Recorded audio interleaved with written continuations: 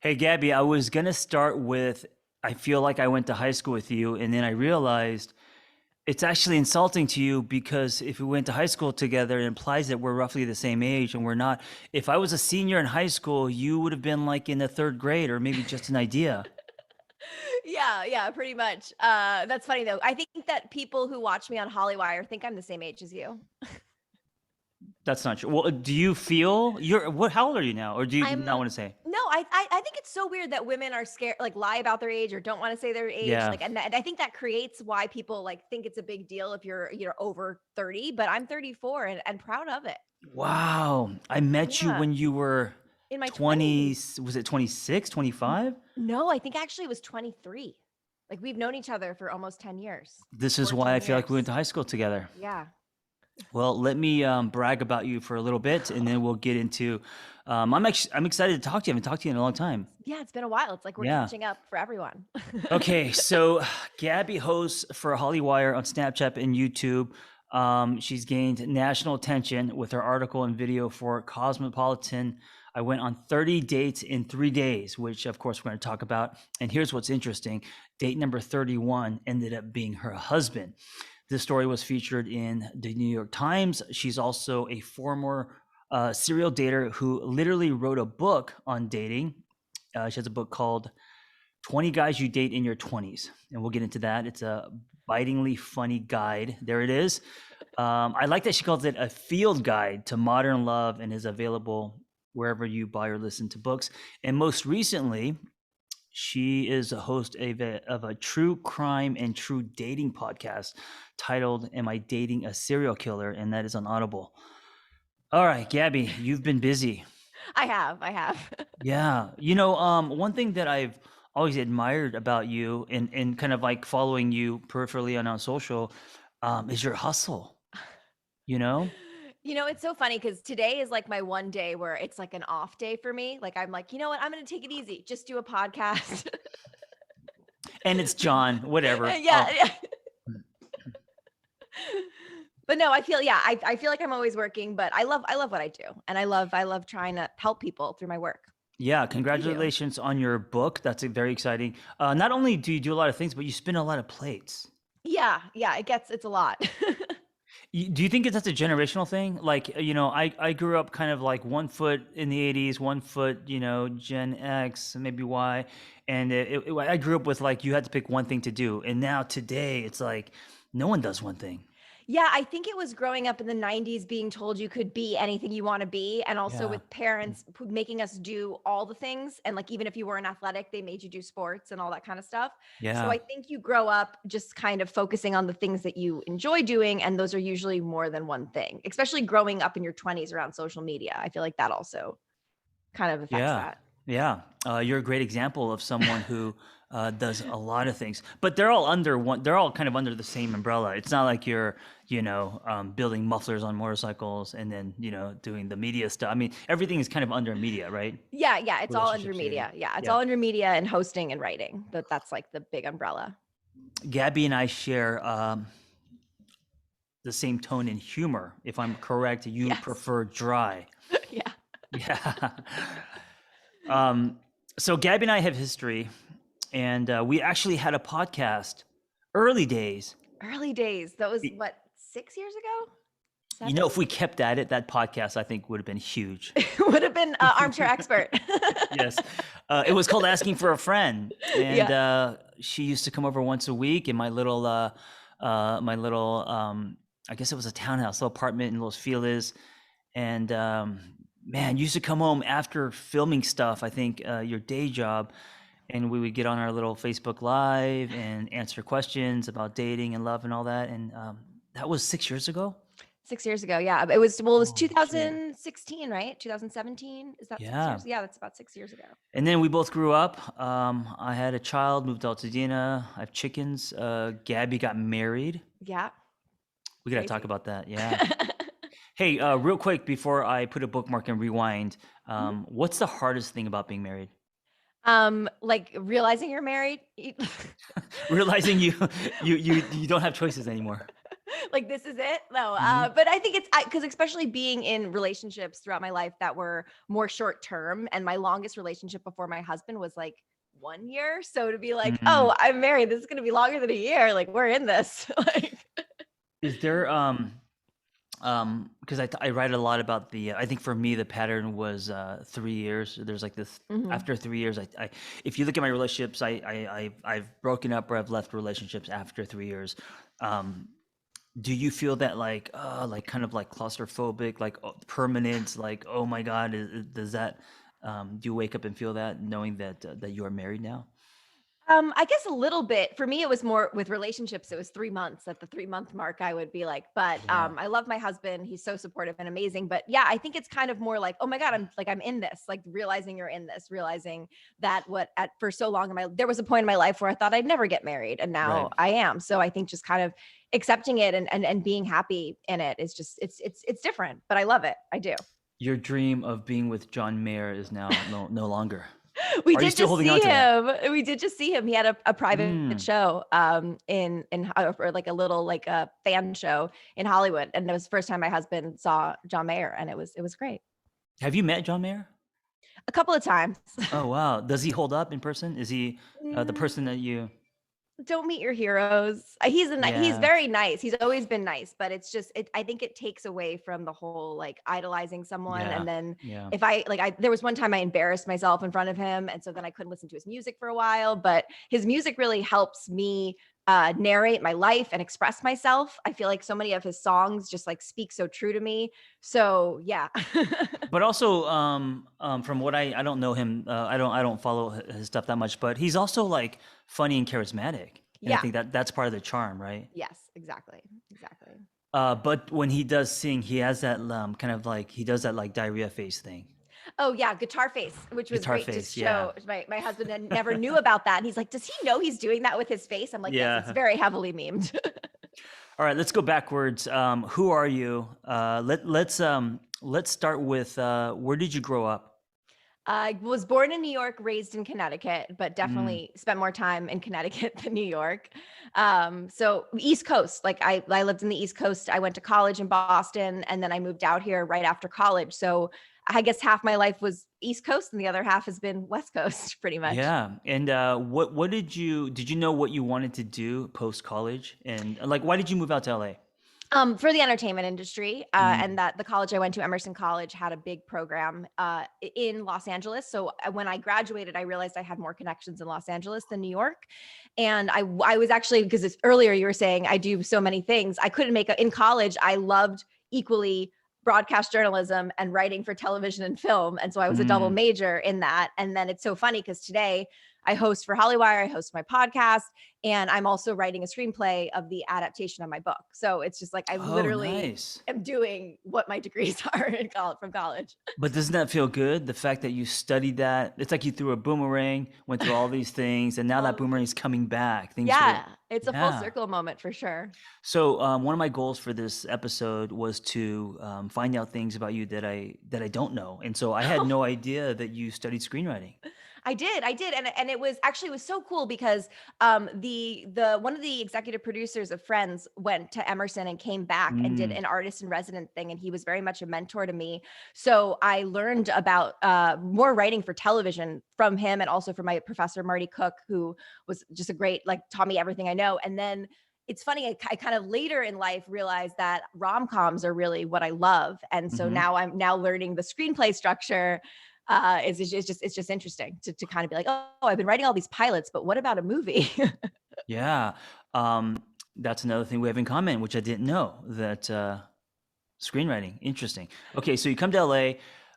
What was that like? You're now, I mean, you're early 20s because by the time that I met you, you were 23 with all of these problems. No, I'm just kidding. I'm just kidding. No, I Um, did. I mean, no, you were you my were 20. therapist. No, but you were 23. I think when I met you, you were for the first time in your life interested or curious about working on yourself, right? Yes. And 23 is young. I think most women, this is a generalization, but late 20s, mid 20s, they kind of start getting very curious. And you were 23. Well, because I had gone from being a serial monogamous into like getting out of a world shattering breakup. And I Mhm. kind of had went from, I dated a guy, found out about after a year of dating him, he was lying to me about his age, which was Right. great. Like that kind of started the whole like also interest in like what later became my podcast and like serial killing and killers and uh, serial Wait, killing. how old was he? And then how old did you think he was? Or how old did he say he was? And then how old was he really? He told me he was 35 and he was really 45, So he was 45 and you were 20 what? 20, 22, 23. Holy shit. Wait, is that 20 years? More than 20 years ish. Yeah, I Around 20 guess. years ish. I guess. Yeah, I guess. Yeah. Was that the big one for you? That That relationship? that Because you were was so the young? yes, and it was also I think because he was older, I kind of and also just where the relationship was, I kind of was thinking that this was leading to marriage and I think that we had kind of like talked it seemed like that this was it, like this was Hmm. my happy ending. And then when we broke up, I just flung myself into another relationship right after and then after that breakup, that's when I started to see you. Because my friend Justin Masterson, he was like listening, he was like following your like went to your group sessions and stuff.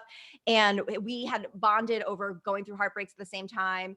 And I was at the point where like my friends couldn't help me anymore. And they're like, you need to talk to someone who isn't your friend about all this and your Yeah, patterns. and I don't know how Justin found me, but at that time, I was kind of working out of the box. I did a little group in K-Town in a coffee shop. We went to that. I went to that with him. That was I think the first Yeah, time I met you was it at it was that. very kind of like Fight Club-ish. I think I think it was on Tumblr. I don't know where I announced it, but it was before Instagram. It was before all of this stuff, and people were plugging in their webcams and stuff like that. And I was like, I want to run a cool group somewhere with like brick walls and stuff. So I did it in Cape Town, and I was just building my practice. I didn't know what I was doing, and I think it made it like I don't know. I think it was like $20 or something, and I think you came in with Justin and I think a few other people, and then you and Justin started coming on your own.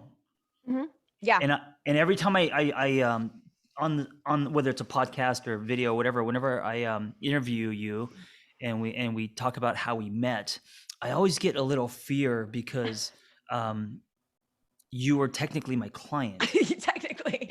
And so people are gonna be like, "Oh shit, that's kind of shady." And also, John, what else have you done back in the K Town days with clients? And I know people out there are spreading rumors about me sleeping with my clients, all of that stuff. I used to take walks with my clients. I used to bring my clients into the CrossFit box. In this case, I met Gabby and Justin. We used to meet at the coffee shop, and then Gabby and I started, doing stuff like this, media Mhm. stuff together, and Yeah. whatever. Whatever. Yeah.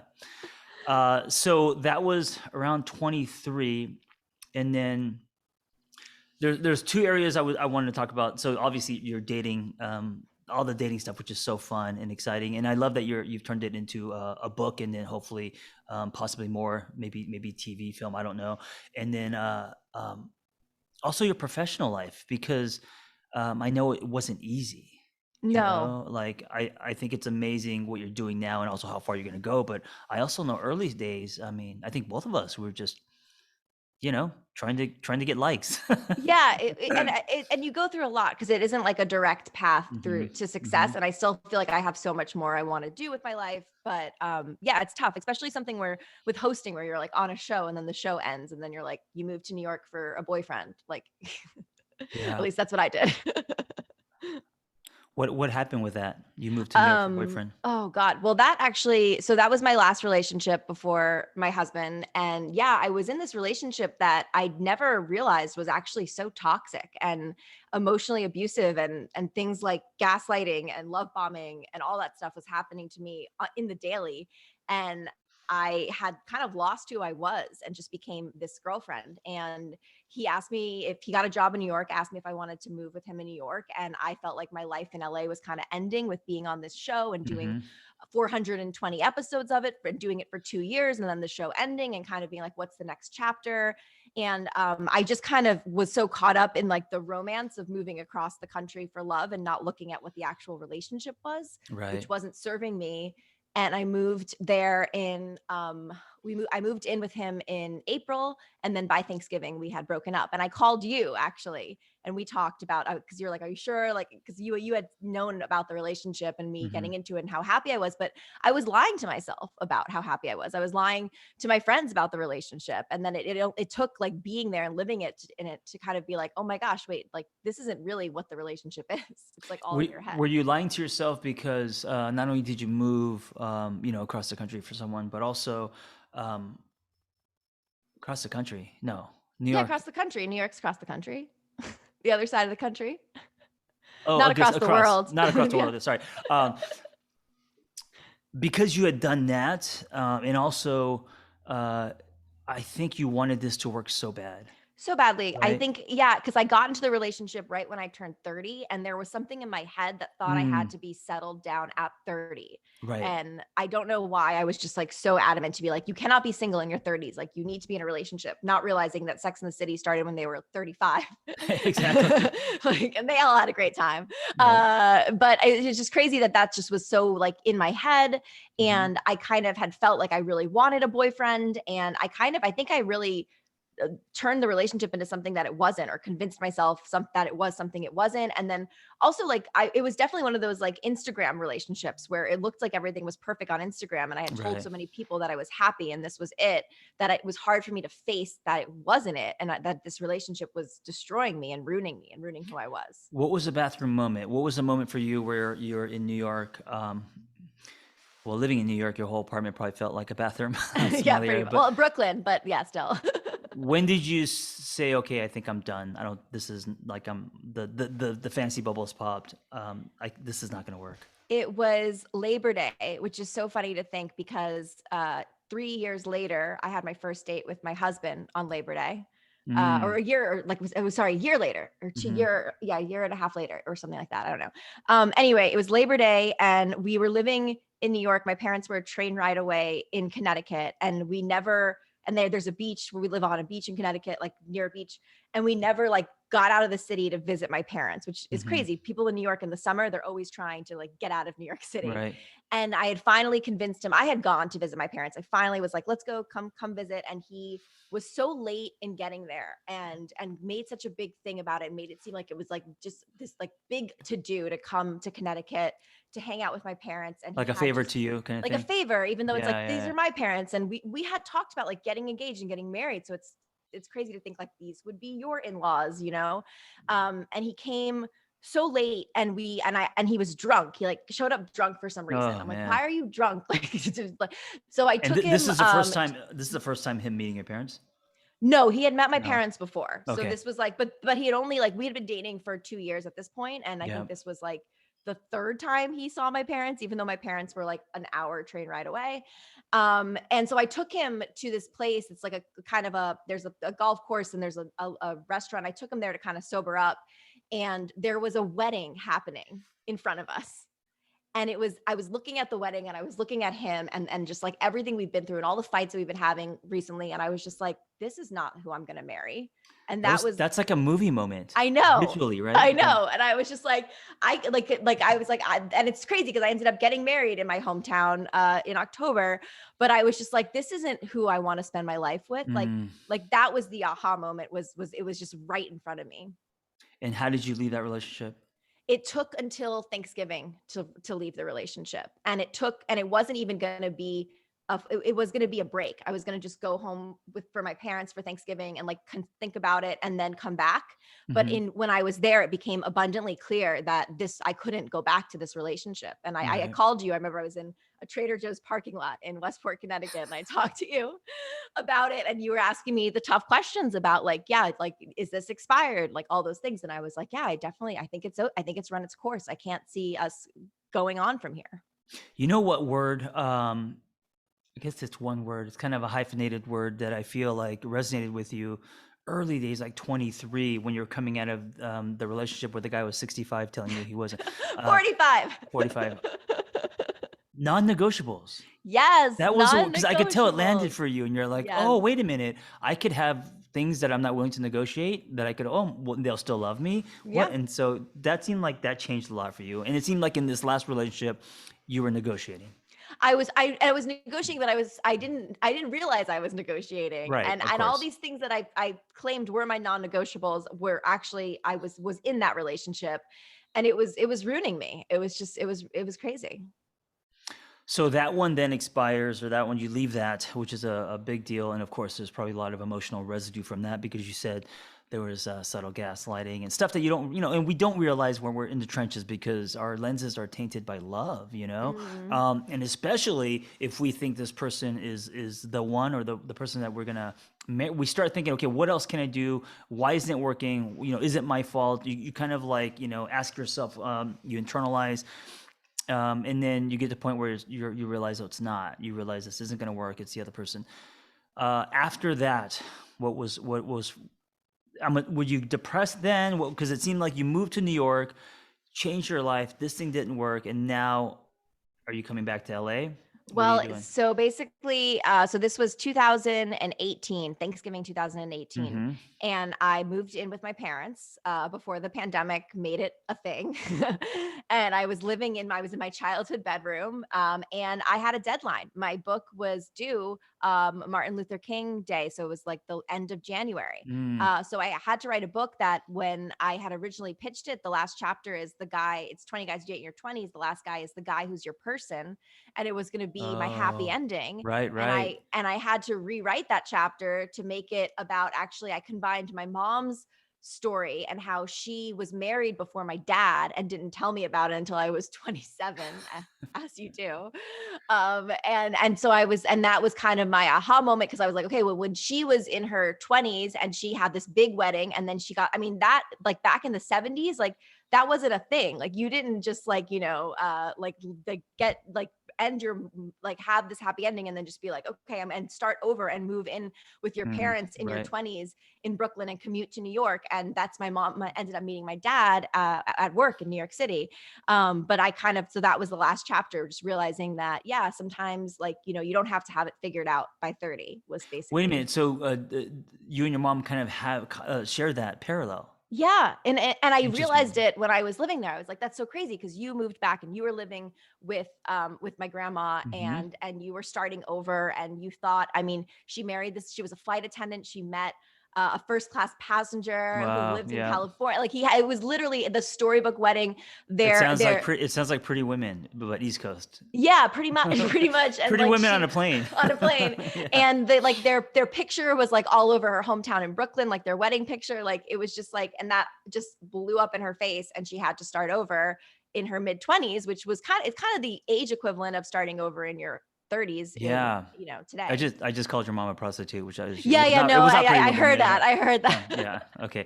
Um, what was it like at 30? This thing that you thought was going to be, the picket fence, happily ever after, that thing shatters, and then now you're in the room that you grew up in back at home with mom and dad. What was that? Was that crushing to the ego? What was that like? Because I remember Well, parts of that. I remember you're new, and then you came back, but. it was kind of like it was, the funny thing is also in my book, the chapter before the guy who's your person is the guy who makes you do you, the person you date that's supposed to be Mm, your dating right, rock bottom, right. that makes you but I didn't, it turned out that that person was actually my ex, because when I was writing this book and I interviewed all of my exes and I was looking back at old relationships, I realized that I had this pattern in dating that I needed to break, and that this was how I was going to break it. So it just kind of was, it was realizing and shifting my mindset from thinking that being single is a curse and that you don't want to be single and you need to Mm-hmm. find a partner so you're not single, and realizing that actually being single is amazing and it's a gift, and that you don't want to give up being single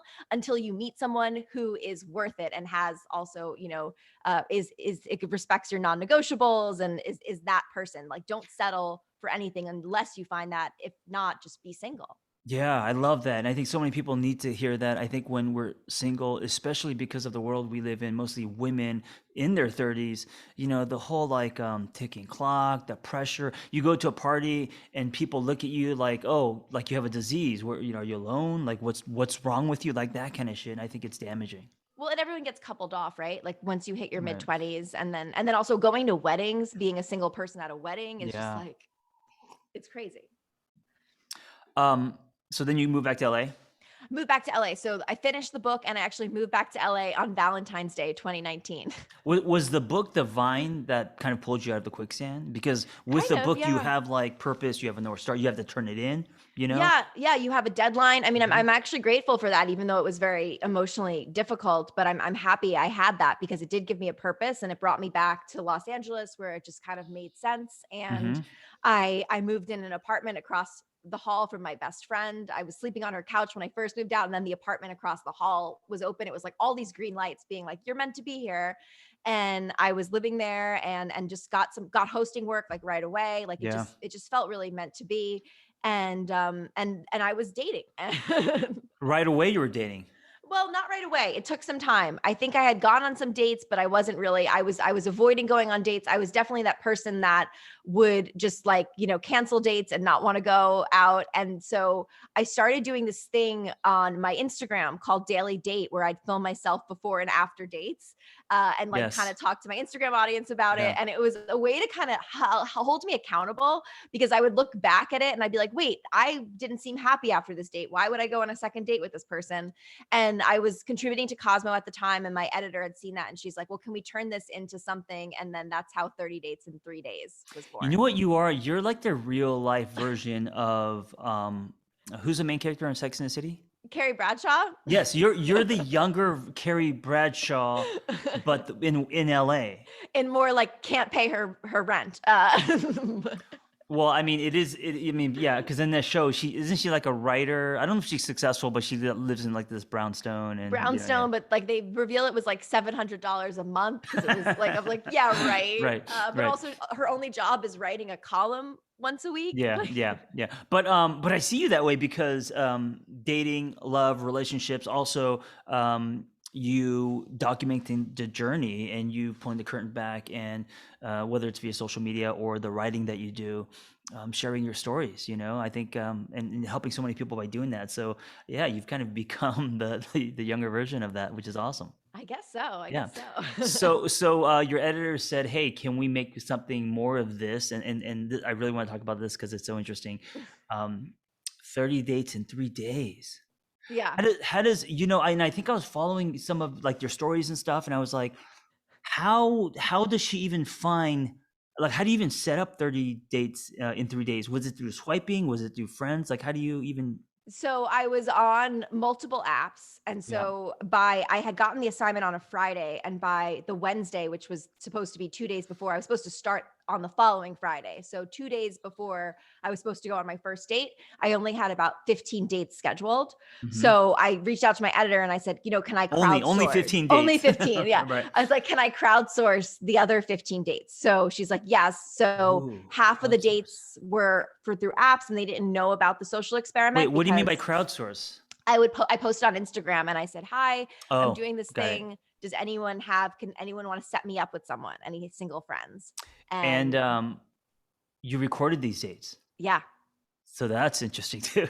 And Well, did they know that they were recorded, or how did that go? I only recorded 2 dates that knew about it and Mhm. they agreed to be on camera, and then the rest of it I just recorded myself before and after, and I didn't show any of the guys or anything like that. Right. So And these are fast dates, right? I mean, they had to have been just due to time. So what, 30, 40 minutes, just coffee running from one location one to to another another. location. Yeah. Yeah. An hour. They were all at least an hour and they Okay. all were in like the same area. And yeah, they were mostly coffee dates. There were walks. They were Dave and Buster's. They were just like, Dave and Dave and Buster's. Oh Buster's, my God. Okay. which is Uh, actually that was a 30-minute date. Cause like, you just play games for 30 minutes and it's like, great meeting you. Bye. yeah. I don't know. Well, I mean, I don't know whose idea that was, but I don't want to judge it. So what was your takeaway? What was your revelation after going on 30 dates in 3 days? I mean, basically you set up speed dating for yourself. Pretty much. And it was interesting because so I had done that. And then after that, like it was like some guys I never heard from again. And then some asked me out on a second date. And the guys that asked me out on a second date, then I told them about the article. Hmm. And And did was they feel just, used? yeah, some did. Some Yeah. were like really upset. I had a guy Right. who actually got me kicked off of a dating app because of it. Oh, Uh, they told on you. they told on me, but then some, I think it was actually even more of a red flag when the guy didn't feel weird about it and wanted to continue dating, I felt like that was kind of like, it was like, oh, okay, really? Are you It sure? became a must for him. He's like, okay, now I want cameras to follow us around Yeah, yeah. everywhere. It was kind of, then it kind of was like, is this guy dating me for the right reasons? Right, right. Like what is going on here? But Did you feel any sparks with the 30? yes, there was Oh, the last guy was and I don't know if that's because I was just so exhausted from all the dates, but the last date I felt a spark, but then that kind of just faded out like most online dates do after a while. so So let me ask you this, because I know right now you obviously you're taken, but when you were single, what was your prerequisite? What created spark for you? Was it what was on your checklist, and what did you need to feel for this to be a second date? it was well, obviously the attraction, and that's not saying that they have to be like the hottest guy in the room, but there has to be some like, physical attraction between the Do two you of have a us. type? Like, is it musicians or jocks, or you know what I'm talking about? Like, do you have a type, or is it The no? the type used to be that they all kind of look like John Mayer at different points in John Mayer's career. Oh, so different versions of John Mayer. Interesting. Okay, That was like that's kind of always your like the type, jokey. That's like the jokey type. Yeah.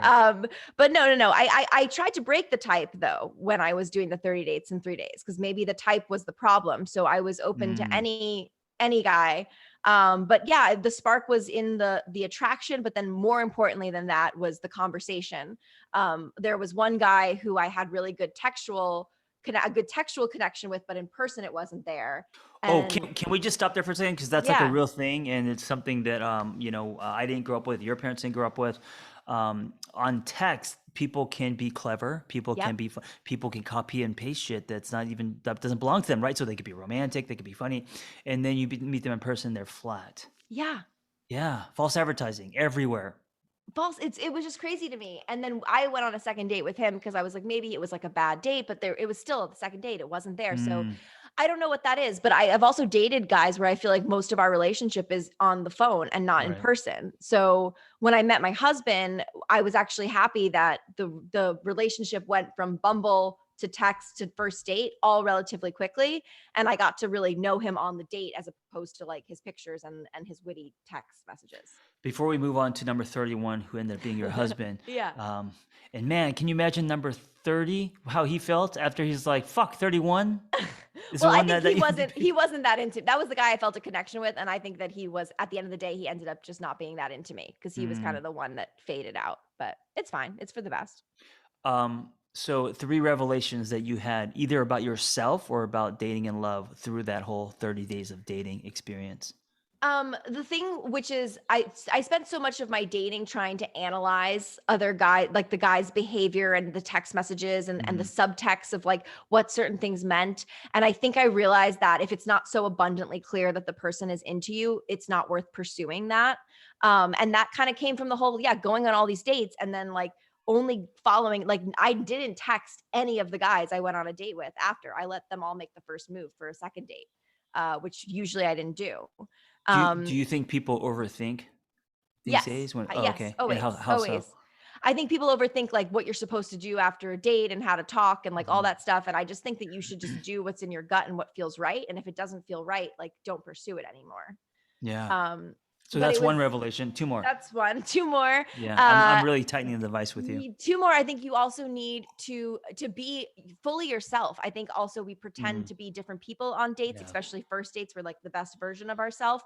So I was like 110% who I was on my first date with my husband, and I think that's why it worked. Hmm. Because also, and also to not put the third thing is to not put so much pressure on a date. Like they're just dates, you Right, know? right. A lot Like of we people do that. sometimes, yeah, we think like this is the one or this is it. You can't go in thinking like that. I didn't think that when I went into my first date with my husband thinking that I would leave after an hour, but it ended up being one of those dates that like, time stood still. So, A lot of pressure when you go into a date uh, hoping that this could be it, that kind of thing, right? Not mhm. leaving a lot of room for curiosity and yeah, and the person can also just end up being a good friend, or you hear a great story, or it could still be fun. I think a lot of singles today, when they go on dates, especially if they don't date a lot, then there's more pressure on the date that they do get, and they go in it really thinking that this is going to be their husband, their wife, their whatever,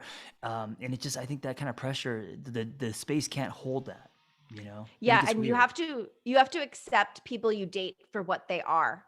So like, don't, instead of thinking everyone you're going to date is going to be the person you end up with, be like, oh, this is the person I'm dating who, I'm going to learn this from, or like, like there's nothing wrong with like a booty call. Like there's nothing wrong with a Right. casual Right. relationship, but the what's wrong with a casual relationship is if you go in trying to make something that is casual into something that's serious and the other person is not on that same page. That's why we don't like, those things. So Yeah, and when you just said there's nothing wrong with a booty call, so I don't know if you know this, but when I was single on purpose, right before I met Vanessa, um, I was like, I'm gonna go do everything that I never got to do in my 20s, and so I was like, I want to wake up with someone I don't like, and I want to do drugs with someone and have. I've heard like experiences with MDMA and sex and stuff. I was like, I want to do all of that stuff, and I really didn't get far. I didn't get far at all, Gabby. Like, I met someone and she agreed to do MDMA and it was very innocent. She came over with orange juice and it wasn't the crazy you know the like, party situation. what's that movie called? 50 Shades. It wasn't anything Oh yeah. like that. Yeah. But here's the thing. Yeah. Don't judge yourself. It's like, what do you need for yourself during this time that's going to get you to connect to you, not disconnect with yourself. And so Yeah. that was mine. So how did you meet your husband? On Bumble. Mm. And so it was like the 31st date, meaning that like after all the 30 dates had like phased out, he was the first date I went on after that. At And this point, were you just like, oh, dating is a chore, I'm not even looking, yeah, or I were really you was. excited about this date? I was not excited about it. I actually I went on the date to spite my mom because she told me I should date someone who worked in finance, and Mm. my husband worked in finance at the time. And so I was like, fine, mom, I'm going on a date with a finance guy. It's going to be terrible. And there ended up being a connection, and now he doesn't work in finance anymore. Right. So was it lightning in the bottle? Was it a slow burn? What was different about this? It was a slow burn. So I Mhm. actually I found him cute off the bat. There definitely was that, that attraction that was definitely there. But his energy was really low. And the first half of the date, I would ask him questions and he would just answer. And it was a drinks and he ordered dinner. He like basically was doing everything that you like, all of the dating fails, he was doing all of them. Oh no. And normally I would just leave after that and I would be polite about it and I wouldn't, when I probably would have never talked to him again. But I think what I learned from the 30 dates in 3 days is to kind of like be authentically myself and say what's on Mhm. my mind. Cause like if it doesn't work out, it doesn't work out. So we had finished a round of drinks and I went to the bathroom and I said, look, if you're not going to start asking me questions about myself, I'm not gonna, this date ends here. Wait, And so during the date he was just talking about himself a lot. Is that what was happening, or he? not that I was asking him a question. Normally on a date, when someone asks you a question, you answer the question and then you ask them a question Right, about he didn't themselves. he didn't hit the ball back. He didn't hit the ball Yeah. back. So I was like, this is exhausting.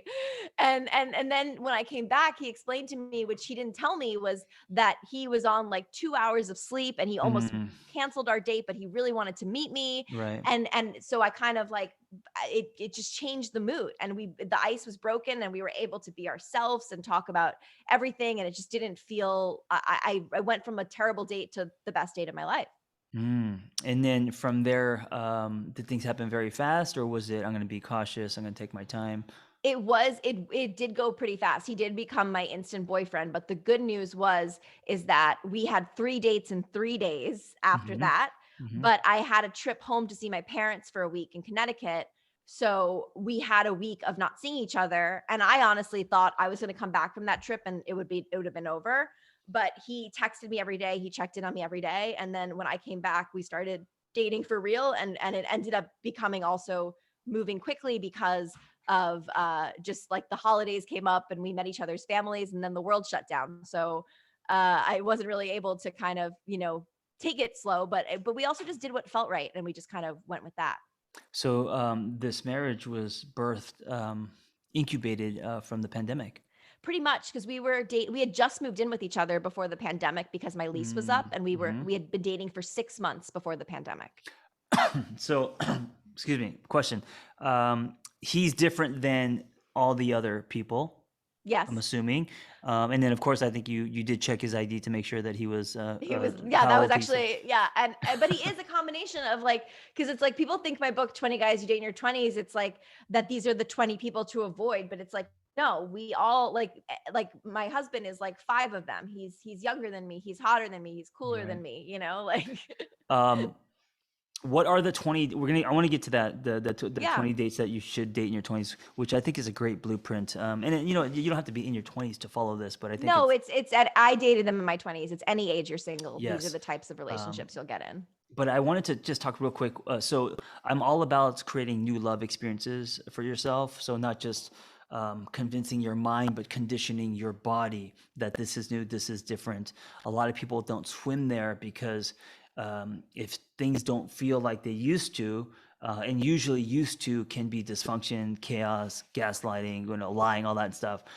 We can say, oh, this has no chemistry, or we can self sabotage, we could run from it. And a lot of people who actually sit in it, I think that's when a lot of rewiring happens, new definitions of love. And so for you, was that the case? Did you finally find something healthy? Was there resistance? Did you lean right into it? Like what happened for you? Because this person was different. Yeah, I think it was so obvious that he was into me. There were no games, there were no Hmm. questioning, there were no analyzing the text messages. There were just so many green flags, and that And that also was I real refreshing. refreshing, and also Yeah. it was like I was making a living off of being single. So I had to like make the ultimate sacrifice to give that up to be with him, Oh, but that's he was interesting. worth it. Like I felt that he improved my life. Like he didn't make my life Gabby, that's worse. such an episode of Sex and the City. That's like the end with how the season ends. Is she Yeah, either yeah. picks career or relationship? Have you Yeah, ever seen an episode of Sex and the City? a couple times. Yes, Okay. yes. Vanessa is a huge fan of that. Um, so with this new experience, what was that like? What was it like to date someone different? You know, I'm thinking it was refreshing, but was it also difficult? Was it also because you're not used to someone who actually listens to you or holds a safe space and isn't lying and all that? Or did you have Yeah, to did you have to like retrust again? You know, was the stove still hot? I think I was definitely, well, I think my biggest fear early into the relationship was that before he dated me, he had a girlfriend that was the girl he always went back to, and they were Mm-hmm. off and on for like Mm-hmm. 8 years. And when I had started dating him, her stuff was still in his place. Which Oh, so it was like I think that was my fear. My fear was that she was going to decide she wanted him back and that our relationship was going to end. got it. So, and I was used to that because I was used to dating guys who there was always a thing and the thing ended up breaking us. So Yeah. I was like not self-sabotaging, but I was not until I think until he proposed even, I was still kind of like always in the back of my head worried that it was going to end or he was going to leave Mm. me. And so now, do you feel calm? Now, do you feel like, okay, my nervous system, like this is a new healthy love, and I feel like it's like, sitting in a bathtub. It's calm. Yeah, I think since we got married, it's been like that. I think since we got engaged, but I probably didn't realize it because I was so busy with like all the bullshit that goes Hmm. into like planning a wedding in a pandemic. But yeah, I think I do feel like so calm and it's which is different because I feel like I used to date anxiously.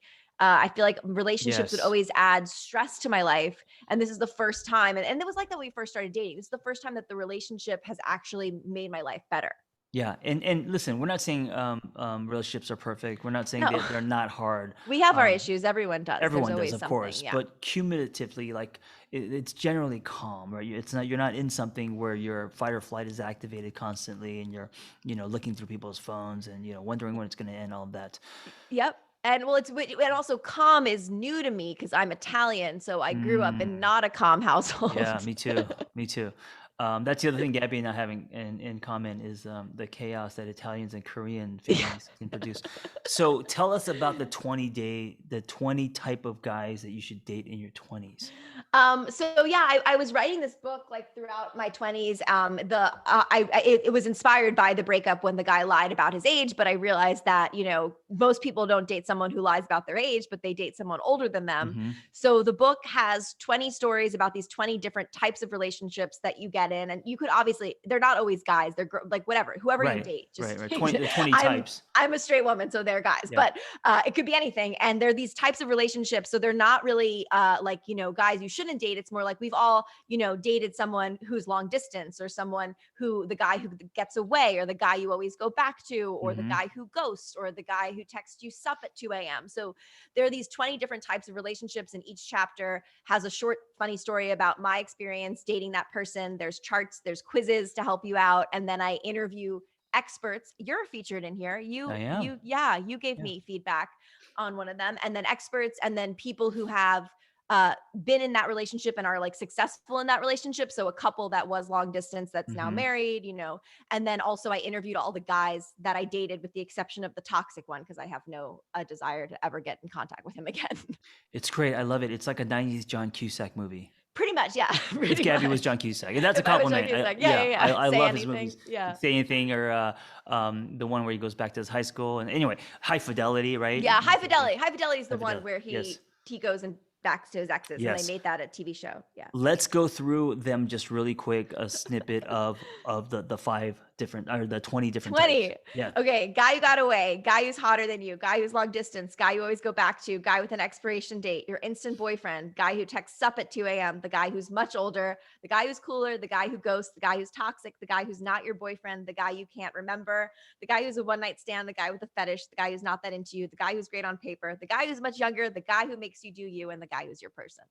You know what? Who can't relate to at least 5 of those, right? And it's guy or girl. Yeah. And Yeah. usually the person you're dating, like you've had these obstacles with that person, Right. like it's a Right. combination of them. I love it. You throw such a wide net with that book. That book is wide, right? It's everywhere. It's everywhere, wherever you buy or listen to books. And then, the chapter of the guy who's toxic kind of became the podcast, Am I Dating a Serial Killer? Yeah. And now let's talk Right. about that real quick. Did you do your own audio for your audiobook? Or Yes, I you- did my own okay. in the same audio studio that you recorded Oh, your that's right. audiobook. That's right. I was because English is my second language. No, I can't use that anymore. But I didn't want to. I hate my voice. I didn't want to do audio. We were trying to get Morgan Freeman. That's not true. Seriously? No, of course not. I can't afford it. Like, I was like, can what? you imagine That'd be even so asking? funny. Hey, yeah. Yeah, and also it'd be really funny if he was doing self-help books. But yeah, that was a crazy. What did it take? About a week in that studio, and like you have to every sentence. If it's not good, someone's directing you. But for me, it was yeah. less than that. It was an afternoon, because because my book is like a lot of pictures. So Oh, right. It's a pop-up book for anyone who doesn't. No, just kidding. but because it's like it basically, and then I didn't do the quizzes. I didn't read the quizzes, which make up a good chunk of the book. Got it. And I didn't read a lot of the graphics. So it was more just the stories, and the advice was pretty much what I read. But you're really great at that kind of stuff, in front of the I camera, really try, teleprompters, all that stuff. Yeah. So let's talk about your brand new project, which, by the way, congratulations. This sounds super Thank exciting. you. Yeah. It's a Oh, hybrid. it's so it sounds exciting. like. It's a hybrid. Yeah. It's XG Productions, who are the people that did that did America's Most Wanted, the new version of America's Most Oh, Wanted. wow. And they also have a slew of like really great true crime content. Like that's their expertise. Mhm. And so the podcast is called Am I Dating a Serial Killer? I co-created and co-executive produced with XG Productions. And we spoke to 10 people with these just crazy, unbelievably true, possibly criminal dating stories that were Wow. that shared their trauma with us, which I really think helps other people when you're listening to it. And we've already gotten some reviews saying that. So each episode, they told me about these like crazy relationships and dating stories they've had, and then I bring on an expert for the second half, who's either someone like we have former FBI agents, a psychologist, like come and talk to the person and help them kind of get closure on their story, and then also give the listeners advice on how to deal with something if they ever find themselves in a position like that. What an awesome, interesting idea. So it's going into the door of dating, but the kind of horror stories, the dangerous, the stories where people possibly end up in the trunk, those kind of stories, and then bringing on professionals and experts to dissect. And I'll bet you it's widely entertaining, but also I'm sure when people listening to this, they probably feel relieved that some of their dates that were headed this way didn't end up this way. You know, the whole dodge the bullet thing. Well, one of the girls that we have on the show went on a date with a guy and actually he assaulted her, and it was just she felt so icky about it, and then Mm. 2 years later he was arrested for murder. Oh my gosh. So it's just That like is, it's like good thing she trusted her gut, good thing she didn't date him. And then the yeah, crazy thing is that she saw him on Facebook like when he got arrested, and the girl he was dating looks like just like her when he got arrested. that is scary. Any dating advice as we slowly close out? Man, I don't think I know anyone who's gone on more dates than you. I mean, I think you, and it's not just the 30 and the Yeah, three just in days. It was general. just in I was, general. yeah, I was Yeah, on all the dating apps. I mean, yeah. I said I went on 10,000 hours worth of dates for writing this book, which like probably. You should have letters after your name. There should be some kind of masters for dating. You know, just the whole experience, surviving it, learning from it. What kind of advice would you give to anyone who's in the trenches now, The- you know, who's dating and frustrated and feeling hopeless, and you know, the whole us turning into baseball cards and swipe culture and all that can be very, I don't know, exhausting and all that.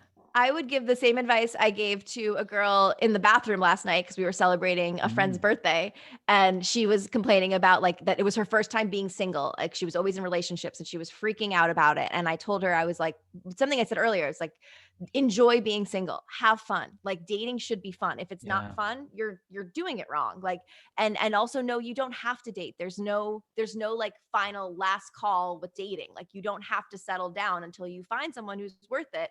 And in the meantime, like these are the best years of your life. Enjoy them, have fun, like live your best life. Like don't have a relationship be what's ruining your life or destroying your life Mm. or being a burden in your life. Your relationship should make your life better, not worse. And if it's making it worse, get out of that relationship. Yeah, and I tell people that when you're single, the growth soil is so rich, and you should Hmm. take advantage of that. It just means that you have choices when you're single. Yes, Because exactly. yeah, Gabby and I do not have choices anymore. Nope. No, we're done. So if you're single, you got choices, which equals freedom, which equals, you know, all the shit that you've always wanted to do. So you are In lucky. relationships, your two choices are what are we having for dinner and what are we watching on TV. Yes. Yes. Gabby, I am so proud of you, and Oh, not only in your work, but you know, knowing you as a person, as a being. You're watching your character arc, how far you've come. You know, thank you. That means so much. the 23-year-old that I met at Cafe Mac back in that you know is coming out of that toxic, and I think you're very wide-eyed and excited about growth, and then like who you are now, and you're married and doing all these amazing things. You have a book, you have this new podcast. And of course, I think this is just a beginning, and you're going to do much, much more. Well, and same to you. It was so crazy seeing your book in the airport under like bestsellers.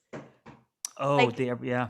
it's just Thank you I for that. remember when you because like we were very like your first you self-published, right? Like early on. Early on, yeah, I played around with self-publishing, and then I went with the publisher, and then now That publishing. was just so cool. And then I Yeah, posted about it and people were like, "You know the angry therapist?" And I was like, "Yeah." yeah. Are you new here? He's creepy. He's shady. Don't go near that guy.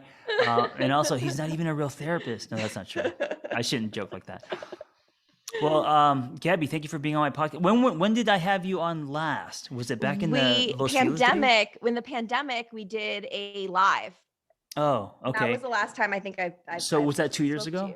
Yeah, to Okay. 2020 for sure. So I will see you in 2024. I can't wait. I look forward to it. Yeah, we're gonna have so much to catch up on. So much to catch up Yeah. on. Congratulations on marriage and where you're at now, and Thank also you. that you feel calm. I feel calm. I definitely do. Yeah, money can't buy calm. They can't. I That's for hear sure. him cooking and doing good shit in the background, pots Oh, and stuff like that. Darren? Yeah, just making a lot of noise. Yeah. All right. Well, we'll hang out soon. And Sounds guys, thank good. you for listening. Gabby, where can people find you and all your stuff? Sure. My website, gabiconti.com, GABICONTI.com, has everything. My podcast, Am I Dating a Serial Killer, is on Audible only. You could listen to the whole first 10 episode season. My book, 20 Guys You Date in Your 20s, wherever you buy or listen to books. And then my Instagram is It's Gabi Conti, ITSGABICONTI. Awesome. Thank you for listening, guys. Be well. Bye, Gabby. Bye. Thank you.